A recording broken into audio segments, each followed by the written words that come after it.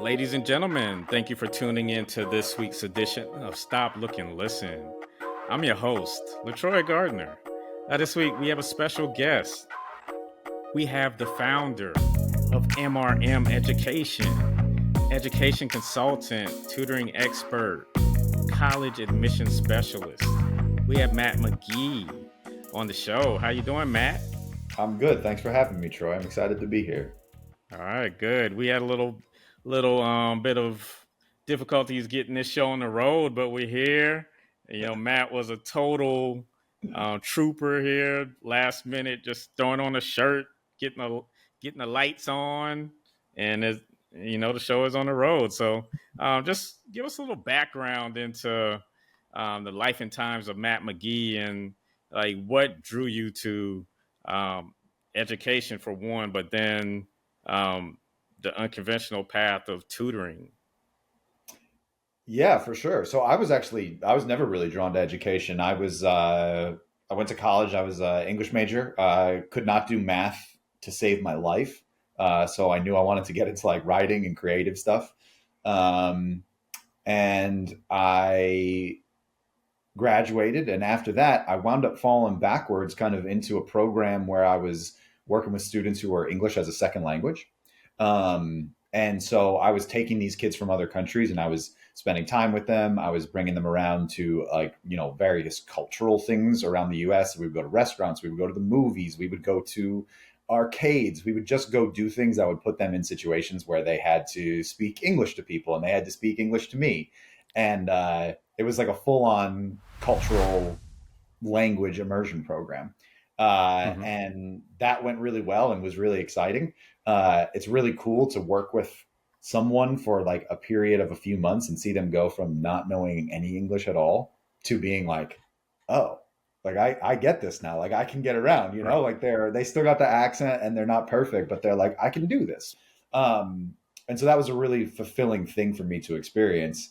And that group that I was working with then eventually brought me in to work one on one, not just with ESL students, but with all students tutoring English and history.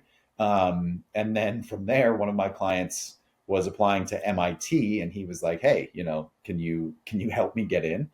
So I started working with him, and that's how I kind of got into college admissions. And the two things between tutoring and college admissions, they kind of go hand in hand because they are both like one-on-one, very personalized services. Um, Mm-hmm. and they're really exciting insofar as the same thing that I was describing. You get to take someone who's kind of anxious and unsure about what's going to happen with the future, whether it's like trying to improve their grades or trying to get into college, and you guide them through that process to the point where they like hit their goal or they open that acceptance letter, and it's a really cool moment to experience. Right. All right. So, I mean, it's interesting you mentioned that you started out working with students that um, English wasn't their native language. Like, compare and contrast that experience of working with those type of students versus, students born and raised here and they're looking to further their education, going to college and beyond. You know, that's a great question. Aside from the very basic differences where, it's much easier to connect with a student who already speaks the language, and it's just easier to communicate with them. Ultimately, it Mm-hmm. still comes down to the same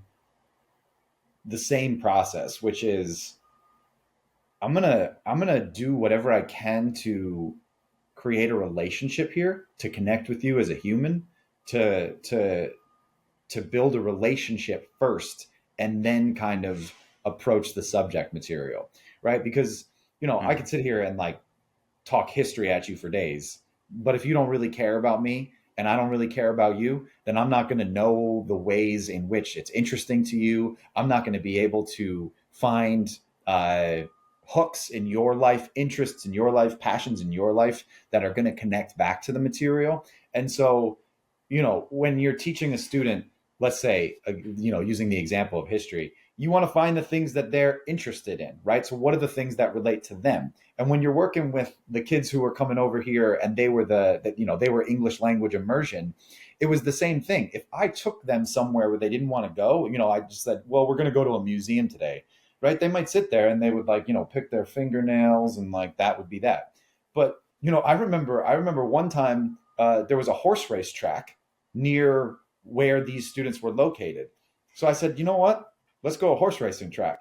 And so we're going around, and Mm-hmm. obviously we didn't bet on any horses or anything like that, but we're going around and we're seeing the experience, and they're asking question and they're seeing the horses. So immediately creating that experience and understanding what they're interested in, it gets them engaged. And when the student is engaged, whether it's ESL or whether it's traditional, uh, you know, subject tutoring, that's when learning starts to accelerate.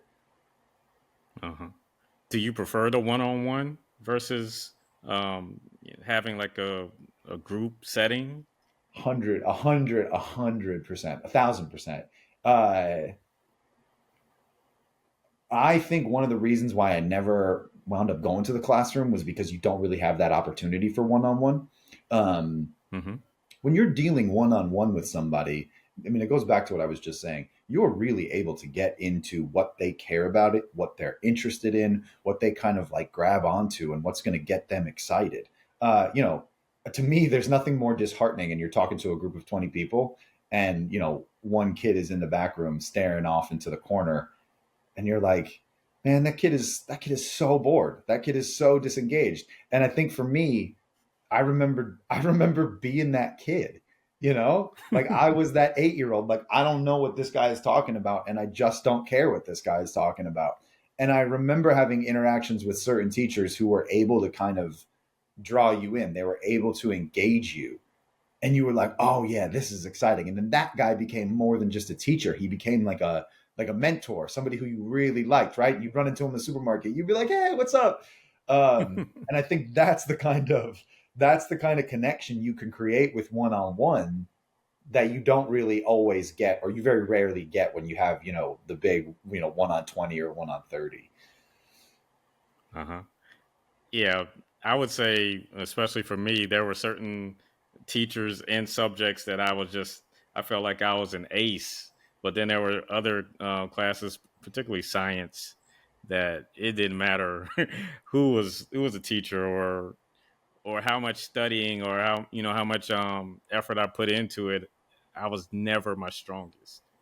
So yeah. Yeah, it doesn't matter if you have Albert Einstein teaching you about something that you don't care about, right? You're like, I'm not gonna get this. Uh-huh. All right, so tell us about MRM education. How did your experiences, as a tutor and college admissions counselor, shape your approach, and this light bulb moment became apparent?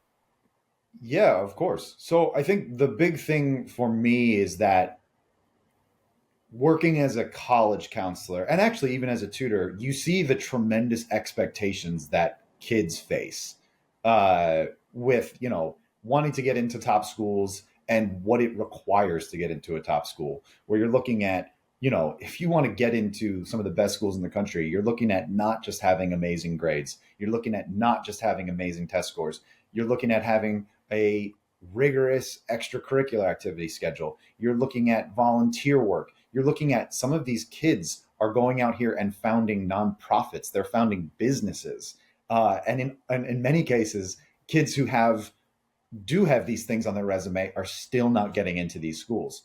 So what you have now, and especially with the advent of social media, is you have all of these kids who are looking, and they're seeing all these people posting, hey, this is what I did to get into Stanford, or this is what I did to get into Harvard, and the list is absurd, right? They'll be like, I had a 5.0 GPA. I had a 1600 SAT.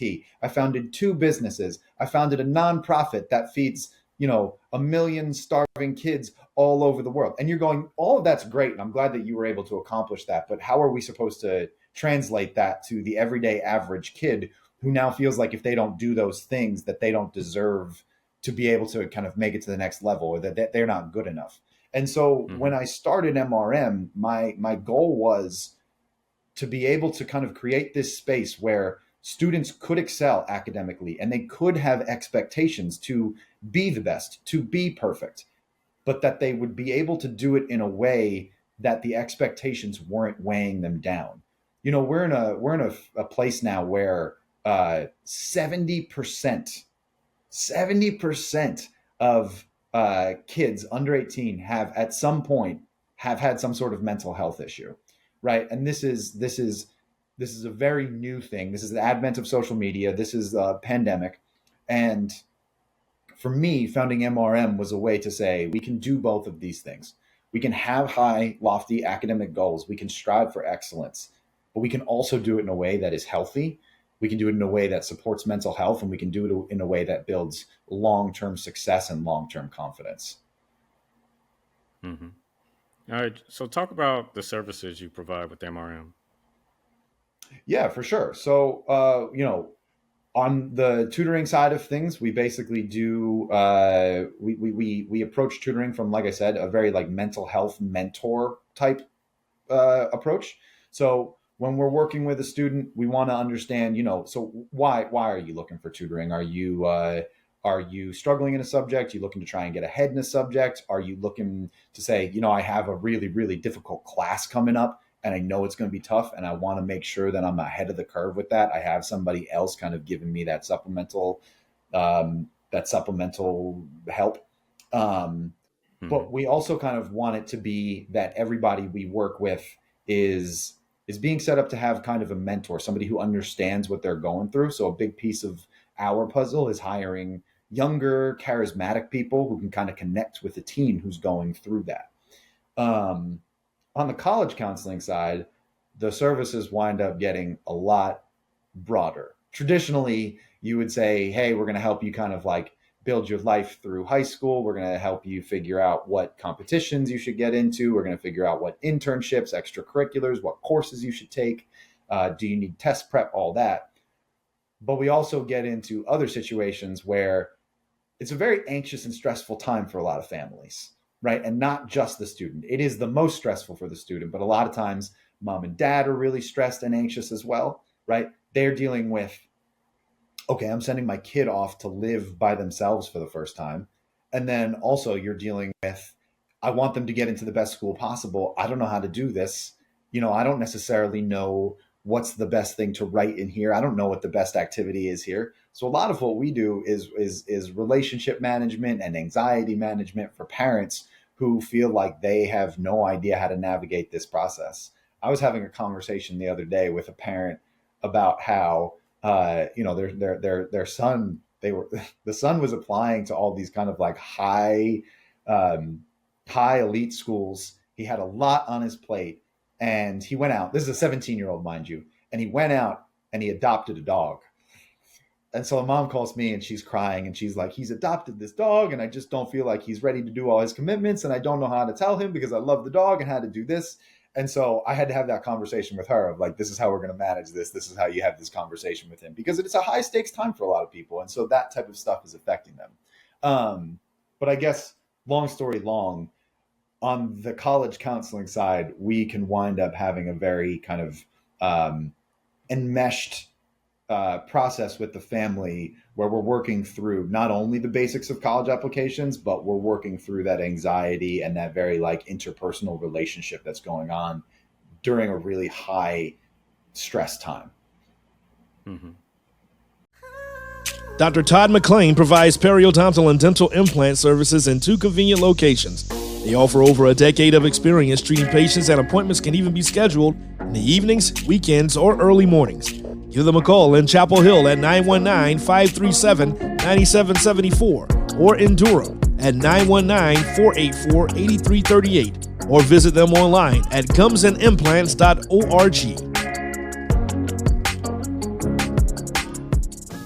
So I kind of want to flash back to my junior and senior years of high school, in which I wasn't really planning for my future the way you outlined earlier in this conversation. Sure. Like I had a job at Winn Dixie, and I interned at the local TV station. But beyond that, I was pretty much just a student.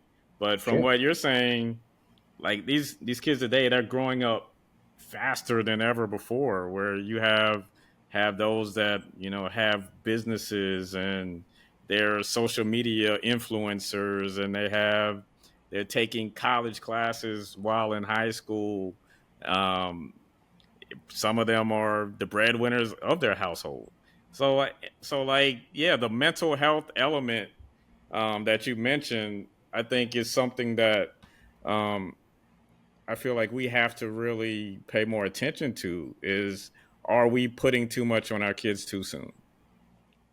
Yeah, you bring up a lot of good points there, and I mean, going back to that the mental health statistic that I cited at the beginning of this, there was another piece of that study that showed that the biggest stressor among kids in college is navigating the finances of it. So it's a huge part of it, because a lot of these kids are not only trying to pay their own way through college, but they're also supporting their families. But to address the question about what you're saying is that, yeah, when I was going, through high school, when you were going through high school, it wasn't this way, right? You could go to Harvard without having started three businesses and have fed 500,000 children who are starving across the globe. That has been a new development in the hyper competitive landscape that we're in right now. One of the things that I think precipitated that was when the pandemic happened. They removed testing policies, right? So you didn't necessarily have to take the SAT or the ACT to get into a lot of these schools, and that upped the amount of applications that these schools were getting. I'm going to get these numbers wrong, but I was on a call with an admissions officer a couple of weeks ago, and he was talking about what their application counts were. And before COVID, it was like 8 or 9 thousand students applying a year, and then once the pandemic hit and they went to test optional, that number went up to like 36,000. So you were dealing with like a 400% increase in the number of kids applying. And you're now also seeing just the amount of kids that are applying internationally. So it really is. It continues to balloon and to balloon, and these kids, they're able to see more as well, right? Kids who necessarily didn't have access to seeing what it took to get into Harvard 15 years ago, now they can see it and they go, I've got to do that, right? And it breeds like a degree of competition, because if you do it, then I have to do one better. And then if I do one better, somebody else is going to see what I did, and they're going to say, well, I'm going to do one better than that. And then some influencer with 2 million followers goes and said, this is what I did. And now we have those 2 million kids going, well, I have to do that or something better than that. And I think it is a dangerous, dangerous thing. And that's why I think we need to come from a place of saying, let's take a step back. Let's figure out how we can kind of focus this not just on, who can be the most superhuman person, but try and focus on the long term, and how can we build a more sustainable system to allow kids to still be kids, right? Figure out what they're actually interested in. So one of the things that we do is we try and kind of blend the two in terms of, great, if you want to do volunteering and you want to try and start, a nonprofit or some sort of small business as a teenager, let's focus on what you really like, right? So, you're really interested in robotics. Great. Let's talk about getting involved in some robotics competitions. Let's talk about starting a robotics club at your school, because in this way, it won't feel like you need to do one more thing and one more thing and one more thing. They will genuinely be things that you're interested in doing, right? So in this case, then you're not stressed out about it so much. You're like, yeah, I'm going to go to robotics club today. And so we encourage our kids to kind of like get narrow and get really interested in what they actually enjoy, as a way to kind of like move away from the anxiety and the stress of just needing to do one more thing to be able to compete with whoever else is in the application pool. So naturally, parents, want their kids to do better than they did. Is it oftentimes in your case it's more difficult to manage the parents than coaching and mentoring the students themselves? Well, I hope none of my parents are listening to this then. Um, yeah, it is absolutely the case. Because many times you have the parents who want this for the kid and they want that for the kid, and they really do. They care so much about their kid, right? And you get a lot of 17-year-olds who are like, yeah, man, that sounds good. You know, like I'll go here, I'll go there. Yeah, I'll take that class. That class sounds fun. You know, and they're very mellow and they're just kind of like ready to do this. And it's the parents that want all that. A lot of it is assuaging the anxiety of the parents. And like I said before, right? These parents in a lot of cases are sending off their first, sometimes their only kid to go live in a strange place far away from them for the first time ever. So they're dealing with a lot. Yeah, cool. Um, so like I mentioned pre-interview, I, we're in the election cycle clearly, Mm. and education is always front and center. Um, like there's so many different areas that I feel this country can improve when it comes to education. What's top of mind for you? Like if you had the opportunity to put together an agenda, what would be on that agenda? How much time do you have, LeTroy? Um, Well, I think now we got about 10 minutes.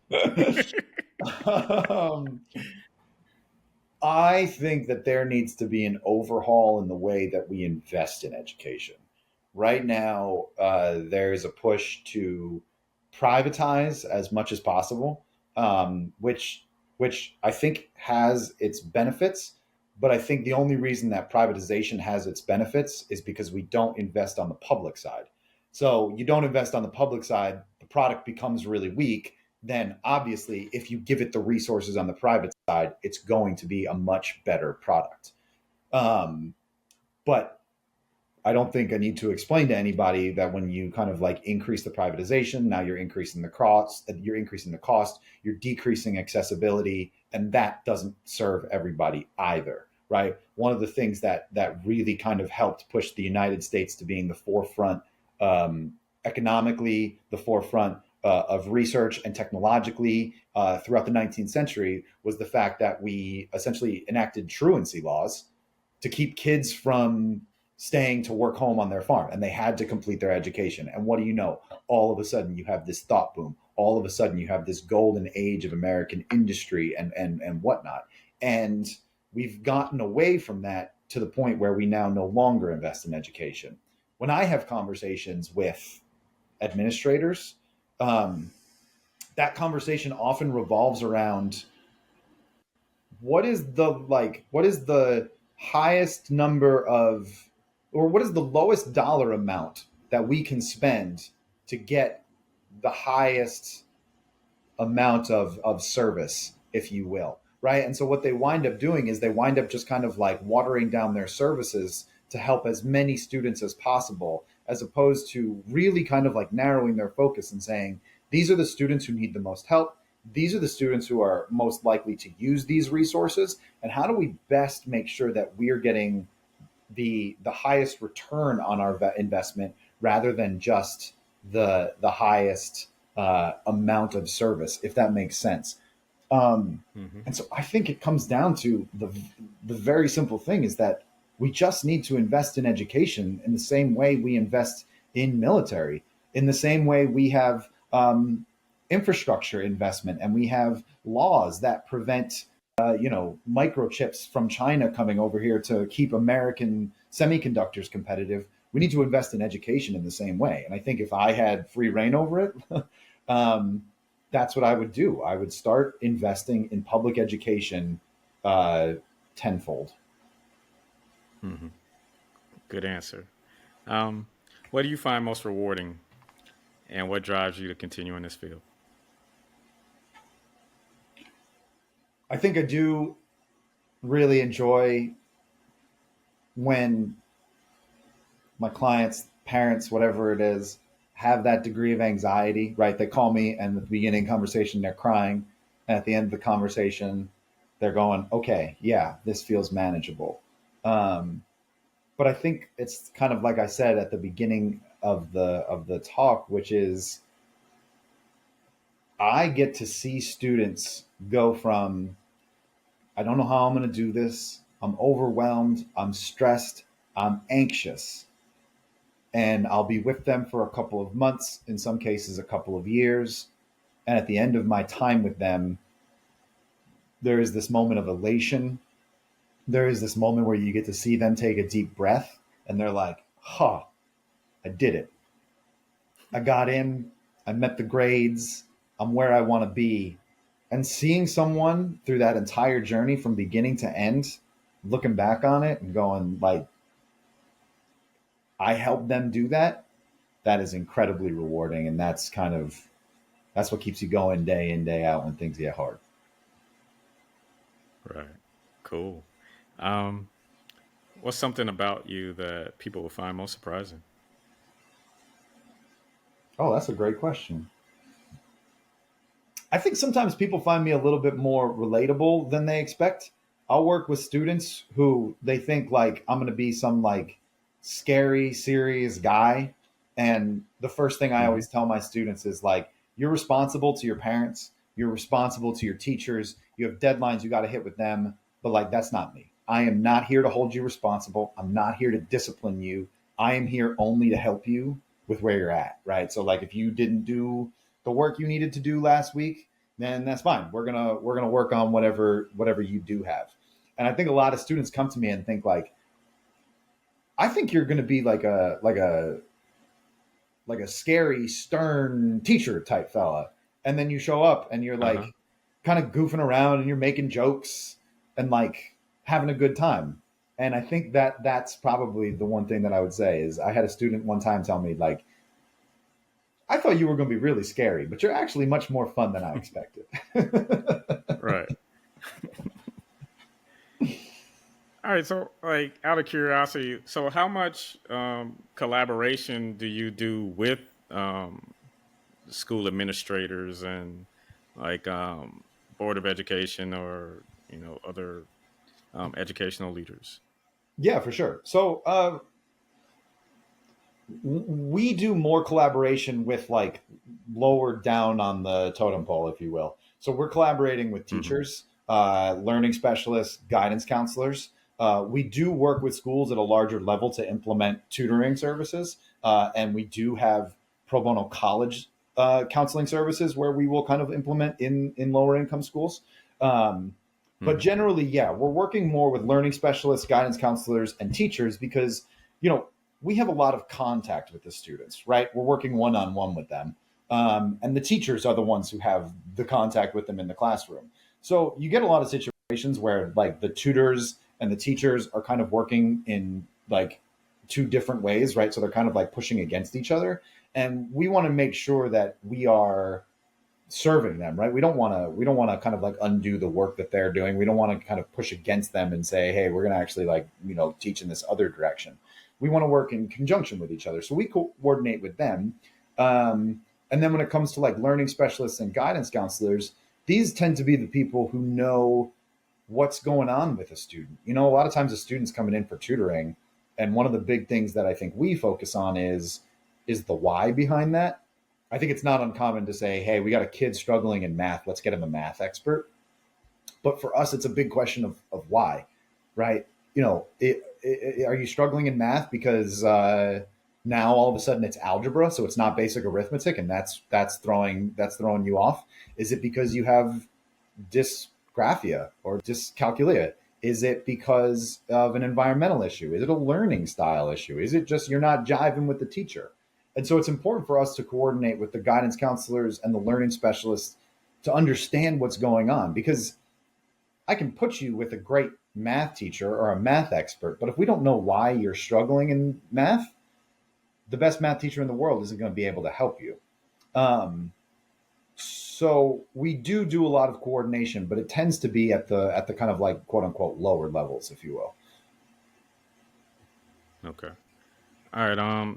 As we prepare to wrap up, Matt, any new services or initiatives on the horizon, and then plug where those parents can find you to take advantage of those services. Yeah, of course. So we just started a free college counseling service. We're going to be launching it at the first week of September, and it's called Free College Counseling with Matt McGee. And it's going to allow basically anyone to come join our Facebook group. We're going to be posting all sorts of resources from sample essays to the different ways that colleges will evaluate your applications. And then on Fridays, I or one of the counselors at MRM is going to go live for 1 hour, and we're going to be answering any kind of question. You can get as highly personalized as you want. You can ask a general question. The point being is we really just want to kind of increase the accessibility to college counseling services because they tend to be reserved for wealthy students, and we want to push back against that. So that group is called Free College Admission Support with Matt McGee. And if you need more information on that, you can follow us at MRM Education on Instagram or at Matt McGee _Ed Consulting on Instagram. All right. Matt McGee, MRM Education, MRMeducation.com. Thank you for your time today, sir. Thank you, LeTroy. It was great talking with you. It was a pleasure as well. And for Stop, Look, and Listen, I'm your host, LeTroy Gardner. See you next week. Peace and blessings.